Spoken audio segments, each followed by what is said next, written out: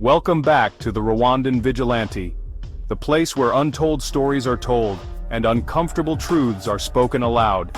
Here we give voice to the silenced, confront the shadows of Rwanda's past, and ask the questions that many fear to raise. If you're new to the channel, don't forget to subscribe, because truth needs witnesses. Today, we ask a difficult question. What happens to those survivors who speak out? Not just about the genocide, but about what came after. This is the story of voices that dared to rise above silence, and the price they paid. Kizito Mihigo was more than a gospel singer. He was a survivor, a peace activist, a believer in reconciliation. He founded the Kizito Mihigo Peace Foundation to promote forgiveness and healing. But his 2014 song, Igisobanuro Chi Urupfu, The Meaning of Death, did something rare in Rwanda. It honored all victims, including those killed by the Rwandan Patriotic Front after the genocide. That was enough to silence him. He was arrested, tortured, imprisoned for 4 years. Then in 2020, just days after another arrest, he was found dead in a police cell. Authorities called it suicide. Many Rwandans call it murder. Aimable Karasira grew up a genocide survivor, but for him the trauma didn't end in 1994. He says his parents were killed after the genocide, by RPF soldiers accused of giving information to international organizations. No trials, no justice, no memory, just silence. Karasira became a university lecturer, a musician, and a fearless YouTuber. He spoke openly about post-genocide killings, the crimes of the RPA, and the injustice of selective memory. In 2021 he was arrested, charged with genocide denial and divisionism. He remains in detention, isolated, reportedly ill, but still defiant. In Rwanda, even a survivor can be labeled a criminal, if they remember the wrong things. Yolande Mukagasana lost her family in the genocide. She fled to Belgium, where she began to write, not to accuse, but to remember. Her memoir, Not My Time to Die, is one of the most powerful survivor testimonies ever written. She spoke not just of pain, but of truth. And in Yolande's view, truth is incomplete if it excludes what happened after 1994. When she returned to Rwanda and tried to open spaces for honest dialogue, she faced surveillance and quiet threats. Her message: memory must not be selective. It's not be. Consolee Nishimwe was 14 when the genocide began.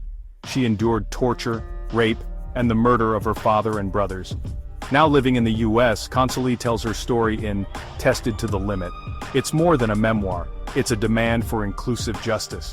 She points out what many fear to say: Rwanda's reconciliation is incomplete as long as some victims are officially ignored.